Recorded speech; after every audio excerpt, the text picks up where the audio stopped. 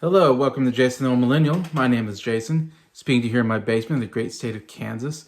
Today's video, I'm doing a movie review of a movie that was requested by one Jacob Martin, as I'm doing this 12 movie request thing for this year, where I had a bunch of people request a movie on Facebook, and I was going to do one movie review a month of a new movie that was requested by a friend on Facebook or a family member anyways. And so this is the one that Jacob Martin requested for me. It's called I Can Only Imagine, which came out in 2018, a movie I've never seen before. And it was, one I've always kind of was interested in seeing. I just never got around to it. So happy that Jacob recommended this to me and I can talk about it here on Jason, the Old Millennial.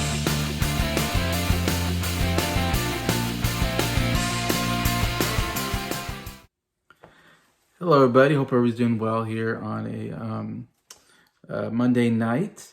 And another great day. It was like in the 70s. It felt like summer today. And it's February. It's somehow supposed to be the coldest month of the year in Kansas. And yet here I am in shorts and a t-shirt and got a new haircut today. Anyways, but yeah, enough about that. I'm here to talk about a review of this movie called I Can Only Imagine, recommended from Jacob Martin, who has a absolutely amazing channel called Jacob Martin, where he kind of mostly known for doing his movie reviews and going through different series and so forth, especially Disney. He does a lot of Disney stuff. He also does DreamWorks movies with Ryan Cam, and they also do stuff on his channel. And every once in a while he does movie watch-alongs and so forth. Really knowledgeable about movies. He's been delving into music actually a lot more lately. We've been doing a lot of music collaborations with Jacob, which has been a lot of fun anyways. And yeah, so definitely go to his subscribe and watch his videos at Jacob Martin on YouTube. He has 900 some subscribers, I believe. He's gonna be getting close to 1,000 subscribers, so it's really cool. I've been friends with him and have been a subscriber to his channel for over a year now. So I've seen his channel really grow and really huge in the last year, which is really cool to see.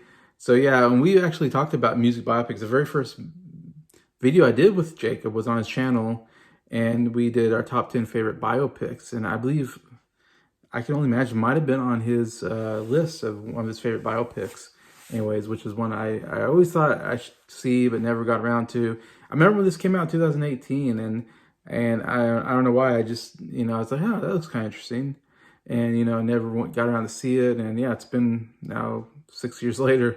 And I'm now finally, because of Jacob Martin requesting this on my 12 movie challenge, I'm going to force myself to finally sit down and watch this movie. Obviously, this is a faith-based movie based off of a true story of a guy named Bart Millard, who it's in a band called MercyMe, a Christian rock band called MercyMe. And they came out with a song back in I want to say it was like back in 2003 or something like that. He wrote a song called I Can Only Imagine, and it came on MercyMe's debut album, and it really skyrocketed him and MercyMe, the band, to being one of the top Christian rock bands of the last 20 years or whatever, for sure. It is probably considered the most popular Christian song of all time, I Can Only Imagine. I know it won like award for like the best song, it's like that at the Dove Awards, which is the Christian Music Awards. And he's done pretty well. I've heard some of their music since then, but obviously I Can Only Imagine definitely by far the biggest song that really put him on the map, like I said, and why they made a whole movie based on kind of him writing this song, basically. Kind of more of a biopic of Bart Millard and, his life and what got him to write this song and kind of made him famous anyways and all that. So it's very interesting because I didn't know anything about Bart Millard and his life story, and I just knew the song because I can remember, because around that time I was just getting out of high school maybe, and just I think it came out maybe when I was in high school. I think it came out in 2000, maybe one. Actually, now that I remember, I think, and I was maybe a senior in high school by that point, and I would listen to Christian music from time to time.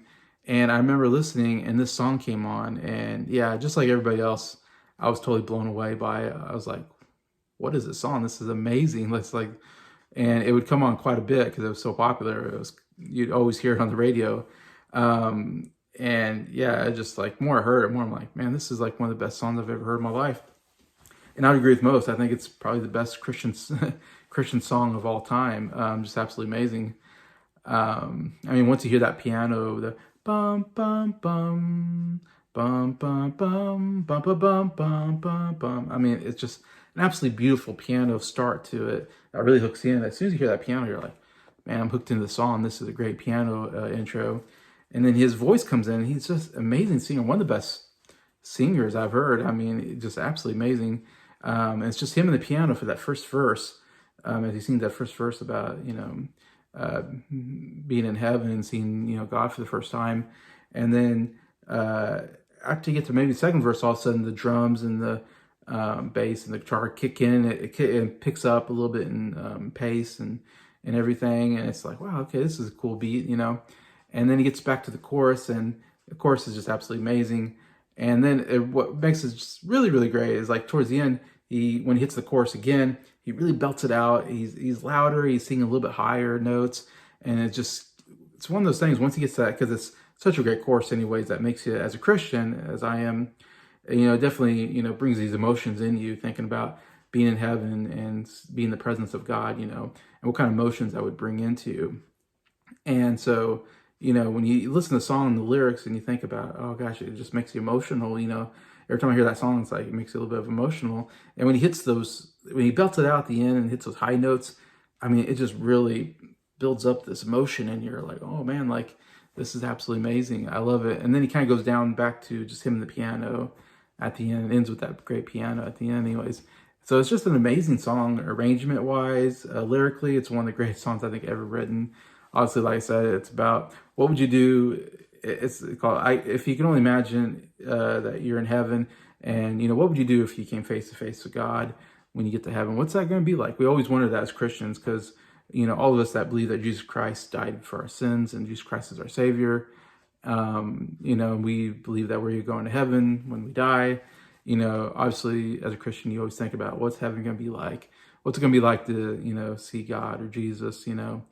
And it's a wonderful thing because it's going to be an amazing moment in your life when you get to be in heaven and and all that. And so not that you look forward to dying, but that you look forward to that moment of being in heaven, being in the presence of God, no more sin in your life, all that would be absolutely amazing.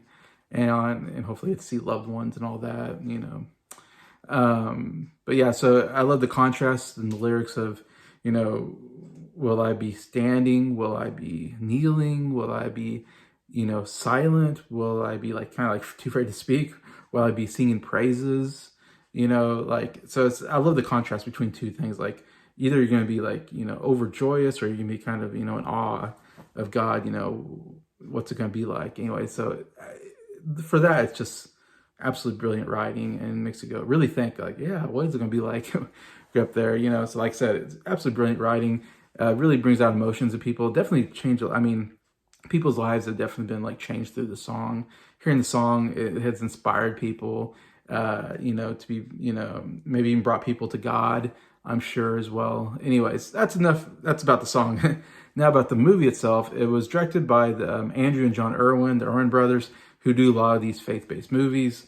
They did American Underdog, which I watched a year ago or so, about Kurt Warner, which was an okay film. I actually like this quite a bit more than that one. And this came out before that one, but they've done other ones that I've kind of see every once in a while. I'll see a trailer for a faith-based movie and go, oh, okay, that's interesting. And it's usually them. The movie stars John Michael Finley as the main character, Bart Millard, who does an absolutely amazing job. Maybe the biggest takeaway for me is that's this guy just totally nailed. It's this is his first movie. I looked him up, and he was a Broadway actor. Did a lot of Broadway shows, and this was the first movie he's ever been in. and I thought his performance was really, really good. And he looks quite a bit like the real guy too. I thought they did a good job of picking a guy who kind of looked like the guy they're portraying, and also can sing because he's a Broadway, singer. So he sang, I think, the songs in the movie and sounds great singing because he has a Broadway singing voice, and really sounds like the real guy when it comes to singing. So I mean, it's just one of the best casting, perfect casting I've ever seen. And for a guy doing his first movie, I mean, it's not like a huge budget blockbuster Hollywood movie, but still doing a movie like this, man, it's like, wow, this guy needs to be in more movies. I thought he did an absolutely fantastic job. Um, we got Madeline Carroll, who plays his girlfriend throughout the movie. The biggest name is Dennis Quaid, who plays his father in the movie, who does a really good job, actually. Like, to me, the standout performances are John Michael Finley as the main character, and then Dennis Quaid, of course, obviously is a well-known actor. He's been around for a while and does really good work. And yeah, he does a really good job here as well, playing the father. Trace Adkins comes in and plays the manager of the Mercy Me band that kind of helps them, kind of get known and try to get those connections with other people to get their band out there. Trace Adkins, of course, is a country singer in real life, so I recognize him just because I knew he's a country singer. And he's really tall, and he's got a big ponytail, and he's got a real deep voice. The other surprise casting here is we got Cloris Leachman, who plays the main character's grandma. So it's kind of cool to see Cloris Leachman again, of course. I haven't seen her in a while since she's passed away, And so it's always great. I always love seeing Cloris Leachman in anything. So it's funny to go, oh, wow, Cloris Leachman has like a small part here, in this faith-based movie, even though she's not a Christian, And so, but it's still cool that they got someone like her in here. But yeah, so that's the main stars of the movie. To go a little more into the movie, what it's about, follows Bart Millard as a kid and into high school, basically, and then right after high school, when he starts the band Mercy, or joins the band Mercy Me, and we see he has a very troubled. Of course, the reason why they made the movie, interesting story background behind the song, is him growing up in a really troubled household. His dad was very abusive. He was an alcoholic. The mom left the family when he was a kid, and he didn't have much of a relationship with his mom, who was much nicer to him. So he lived with his dad. Interestingly enough, the movie's very inaccurate about what happened in real life to him.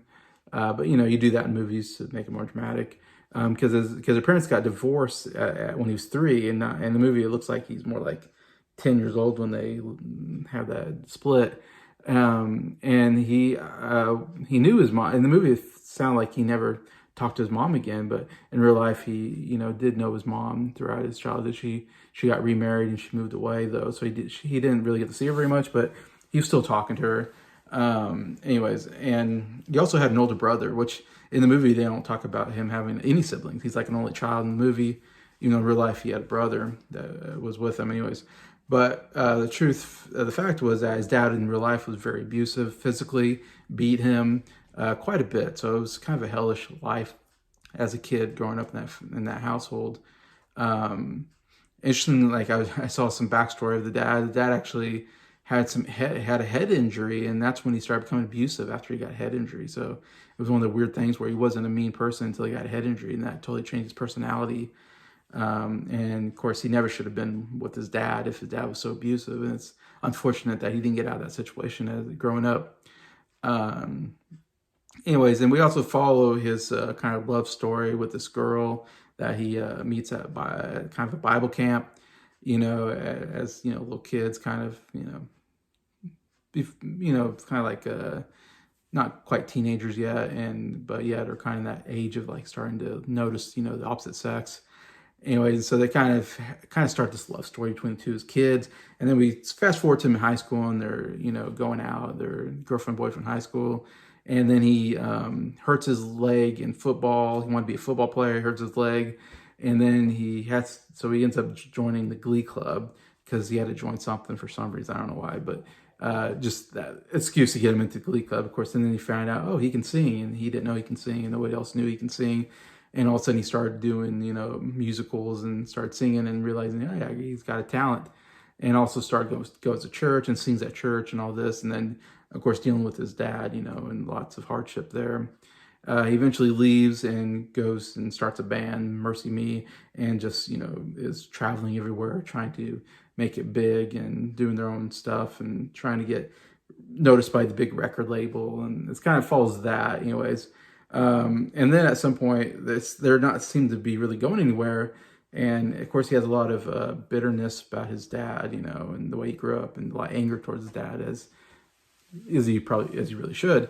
And so then he goes back to talk to his dad, I guess, and they end up kind of mending things because his dad ended up converting to Christianity, and he became, a better person because of that, and became nicer to him and tried to mend things with him through that, anyways. And they eventually mend their relationship. Because really about the movie is really about his relationship with his dad, which is all fairly accurate from what I've seen to true life.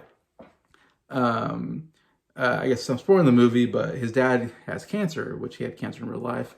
And so that's kind of bonded them. That's when he converted to Christianity once he got cancer. And then they end up bonding. And he said this in interviews. And what makes the movie so cool is that, he called his dad was a monster. He described his dad being a monster when he grew up. But then he saw Jesus change him from being a monster to being a man of God, and being, someone he can actually, get along with and have a relationship with. And so he realized, gosh, if the gospel can change that guy, the gospel can do anything. And then when his dad passed away, his, grandma said something to him. This happened in real life, I guess, and they kind of depicted in the movie. As grandma says to him, I can only imagine what your dad's, doing right now, being in heaven. And that's where he got the idea of the song, I Can Only Imagine. And so it's a long story to kind of come up to this point at the end, towards the end of the movie, where he writes a song based off of, his relationship with his dad, and thinking about his dad, being in heaven, and, what would that be like? And that's what comes up with writing this song, I Can Only Imagine. And of course, then he writes it and he plays it for Trace Adkins, who thinks it's a great song. And they even get Amy Grant, who's kind of a famous Christian female singer. I would say like the 80s, 90s period. And they have her maybe sing the song and try to get it out there. But then she decided to give it back to him because she said, this is your song, it's not my song. Because it's very personal to him, as you can see, as he go through the story, you realize it's a very personal song about his life, kind of in an interesting way. And so then he, of course, sings it, puts it out there, and becomes, one of the best selling singles of all time, especially in the Christian, music world. Not only that, but it actually crosses over to the non-Christian world. And it's a song that gets onto the radio of the pop stations. The non-Christian stations even play that song. It's so good. Anyways, which is really, amazing, because like I said, the words of this song really reach people, and it reached me. Like, even watching this movie, I felt so inspired by it, encouraged by it, that I was like, wow, to me, it was just a very inspirational movie. And it was really cool seeing the backstory of this song. At first you're like, a movie about a song, like how can that be good? And then you watch it and you're like, okay, this totally makes sense. I see why they made this movie, because he does have this very interesting life story, and it accumulates into this huge song that put him and the band on the map. And 20 years later, they're still one of the biggest Christian rock bands out there. Made tons of hit albums and songs in the Christian, radio. But yeah, I say this is a very excellent movie. I was really happy to see it. Like I said, very, very inspirational. It made me cry a couple times. Definitely some sad moments in the movie. I think overall they did a really good job. I think the performances are pretty good overall. Like, the only knock I would say is obviously it's a little cheesy at times, and that's usually happens in these faith-based movies that we get. I usually enjoy them still, though. Like, I really like the Jesus Revolution that came out a year ago, that had kind of same problems, but yet I really enjoyed it, because overall I thought it was a very emotional, story. And so this is the same way. Some of the line deliveries are a little cheesy, the dialogue, and how certain things happen, obviously are over exaggerated. Like, as I'm watching, I'm thinking this never really happened because this doesn't seem like a thing that would happen in real life, and it didn't. So obviously, just over exaggerate things to make it more dramatic. Like I said, the whole relationship between him and his girlfriend, some of that, is over dramatized. I don't know how to say it. They all of a sudden they fall in love as kids, and it's like, okay, really, like I don't know if that's how it works. Maybe it does. Didn't for me, but yeah. So some of that, it's cheesy, but it's almost like that Lifetime cheesiness to it. But yeah, overall it doesn't hurt the movie too much. But still, I really recommend this movie. I Can Only Imagine to anybody. I think it's a wonderful story, and the music is great too. I love the music in it. But yeah, overall I'm going to give it 4 out of 5 stars. So it's a strong recommend from me to watch it. So thank you a lot to Jacob Martin for recommending this movie, requesting it for me to watch it. And yeah, really good one. I Can Only Imagine. So yeah, thank you. And so thank you to anybody who watched this video. Thank you to anybody who liked the video. Definitely subscribe to Jacob Martin if you can, if you haven't already. And just thank you to all my subscribers for supporting the channel. I appreciate all of you and I hope you have a good day.